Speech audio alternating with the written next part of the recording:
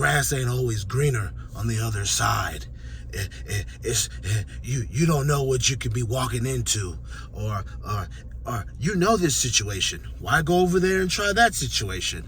And this is always like, because why not? If I'm already in a crazy situation that it is, why not walk across the street and see if that situation is better? Or why not walk across the street and see if that restaurant is a lot better than the restaurant that I'm at now working or eating at, you know? And these are the type of metaphors that people say whenever you're out there job searching, or you're looking for something better, or whatever it may be. You could be job searching, looking for a better house, better car, better friends. They always say stuff like this, and it always kind of like baffles me, because it's almost like when people talk like that to you, it kind of makes me feel like, or maybe even feel this way, that they're nervous, they're scared to kind of venture out their own comfort zone.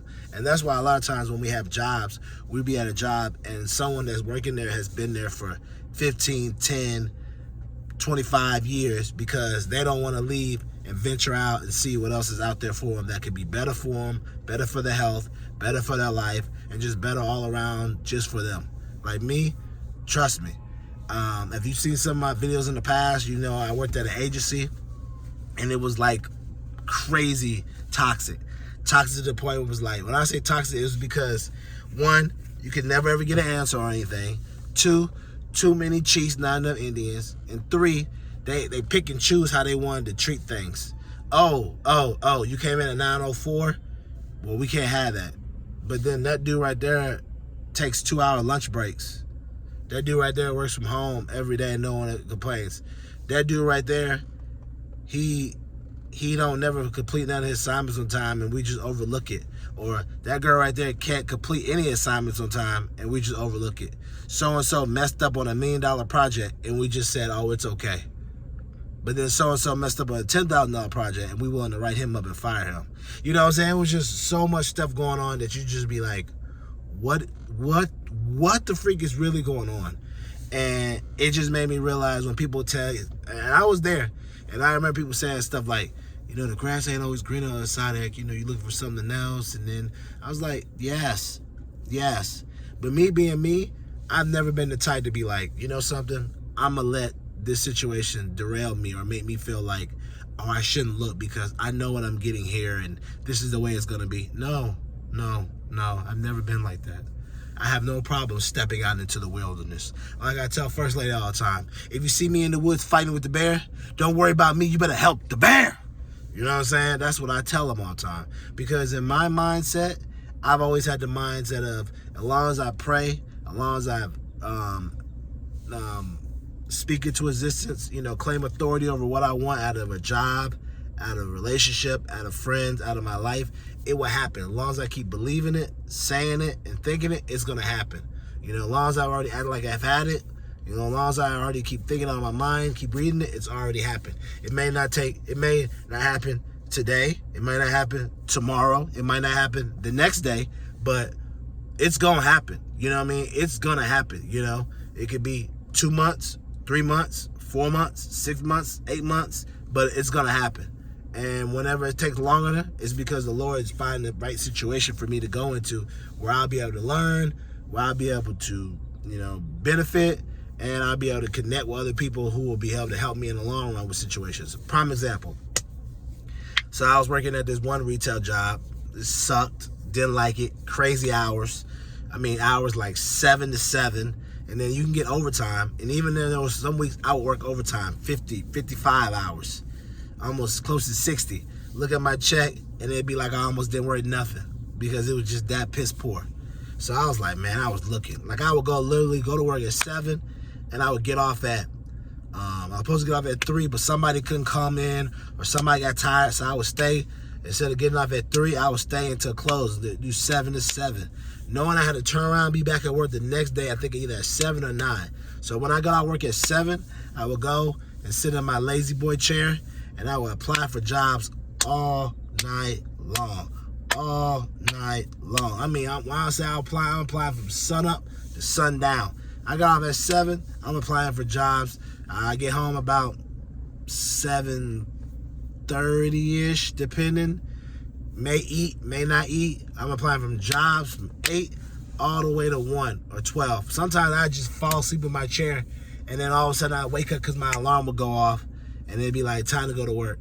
Now, mind you, I ain't had a shower. I ain't brushed my teeth that night. So when it's time to get up in the morning, I would literally have to brush my teeth. I already had a shirt, had another shirt on. Maybe had a shirt, and then I have another shirt underneath it, so I could be like the big old Cosby shirts a little bit, you know. I had a Cosby sweater, how you had a sweater, then you had a shirt underneath it. That's how I'd be. I'd have a shirt and another shirt underneath it, just to suppress if I woke up and I smell stank, I'd be like, ooh, I'm starch must. Put a little deodorant on, and I hit it back at the trap. Now I know some of y'all probably like, bro, you wildin'. But that's how it was, man. You know what I'm saying? I was dedicated to getting out of there. And then when I got out work that day, I'd come home and take a shower. But I always make sure to brush my teeth. And then a lot of times, man, I had to dress up to go to this job, so I would just be recycled, just interchanging the same type of shirts. They wear this shirt, wear that shirt, wear this shirt, wear that shirt. And it would just be like, bruh, I wasn't putting no focus into the attire. Why? Because I wanted to get out of that position. And all I kept telling myself is, you know, saying the Lord's got better for me. At that time, I wasn't really into my faith like I am now, where I'm like, you know, speaking into existence, sowing seeds, writing it down. I was kind of like still understanding. I mean, I feel like now I'm understanding, but I'm understanding a lot better because I know where how to make things happen, and I'm getting better at understanding. Like, you know, if you want more, you gotta sow. You know, if you want this, you gotta reap, you gotta speak. But back then, I was just hoping. I was just paying my tithes and just hoping and praying, and eventually got a new job. Ended up getting a job with CPG Beverage. So they ended up moving me out of that job, so it ended up working out. But I say all that to say, if I didn't have the will and I didn't have the grit to keep on looking, I could have been like some people that was at that job, thinking that this is the best I was going to get and never wondering, what if? Where can I go? What can I do? You know, you have to ask yourself, you have to have the mindset of, even though I've been applying for 6, 7, 8, 9, 10, 11 months, I can't give up. And when I don't care what anybody tells you, applying for jobs is like a job. Don't let them fool you. You can't be out here playing with it. You know what I'm saying? You got to really be on it, you know? And that's one thing I realized that all the years applying for jobs, you really got to be on it. Like in the words of Prize, Monday, Tuesday, Wednesday, and instead of I get paper is I apply for jobs. Monday, Tuesday, Wednesday, Thursday, I apply for jobs. That's how you actually have to be. Especially, you know, back then it wasn't a lot of remote jobs, so every job you applied for was in person. And I remember applying for jobs. I didn't even live in some areas. I was using bruh's addresses, like I lived in that city. So if I did get an interview, I would drive out there and then pretend like I lived there. And then, you know what I'm saying, I would do whatever needed to be done to get the interview. Because I'm like, yo, I get the job, then I live on the bruh's couch for about 2 or 3 weeks. I get my first check, then I go get me a spot. You know what I mean? I'm willing to do whatever it is that had to be done, you know. But this generation is a lot more easier with certain things. Like, I know people have like programs where you come out of college, you can go right into like Frito-Lay or Pepsi, be like a distribution manager, or, you know, a router or whatever, and you can get six figures off there wasn't stuff like that coming out. They weren't, or if they were at certain schools, bigger schools maybe, you know, something like that. But when I remember coming to the job fair at Southern Miss, it was Waffle House sent us some retail jobs and some other BS. You know what I mean? No good. But I say all that to say, you got to apply. You got to apply for these jobs. And that's how it is. And you can't be nervous to step out and walk on faith. Regardless, you can't sit here at a job that you're being mistreated, not treated comfortably, feeling like you're not getting paid enough, feel like your growth is being stagnant, and say to yourself, you know something, I've been applying for 3 months, I ain't got nothing, I should just stay here at this job. No, because month 6, 7, 8, and 9 could be the month that takes off for you. You know, stop believing the hype of the grass is not always greener on the other side. Freak that. The grass is always greener, and the grass is going to be what you want to make it. Now, with that being said, has Eric gone out there and took a job where the grass wasn't always green on the other side? Yes. Yes, I've taken the jobs where the grass wasn't always green on the other side. But I will tell you this. The times that I had to take a job where the grass wasn't green on the other side, I was younger. Any other time now, I never had that, because anytime I had to take a job, I had to take a job because I got laid off, so I had to take the job. But but the time that I had to take it younger, yeah, sometimes it wasn't always. But you know what? You learn. You learn from that situation. You learn about what you need to be watching for when you go into them interview processes, and you learn like, hey, what is something that I need to be doing? Oh, in my recent job, I did leave. Someone was like, is the grass going to be green on the side? Yes, it was greener. It is greener. It's way better. And I looked, made sure it was the right people, make sure right people I report to, make sure it was following in line what I'm looking for.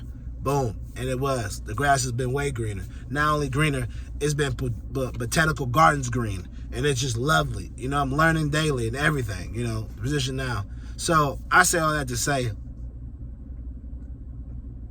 the grass is always green on the other side. But the greener it is depends on you and doing your research. Sometimes it may not be green on the other side. Sometimes it can be green and be even more than what it can be. But it all depends on you doing your research to make sure that it is what it is. Following up, looking at reviews, talking to people that used to work there. Don't be scared to reach out to people on LinkedIn that used to work there at that company and ask them, hey man, what's the deal with this job over here, man?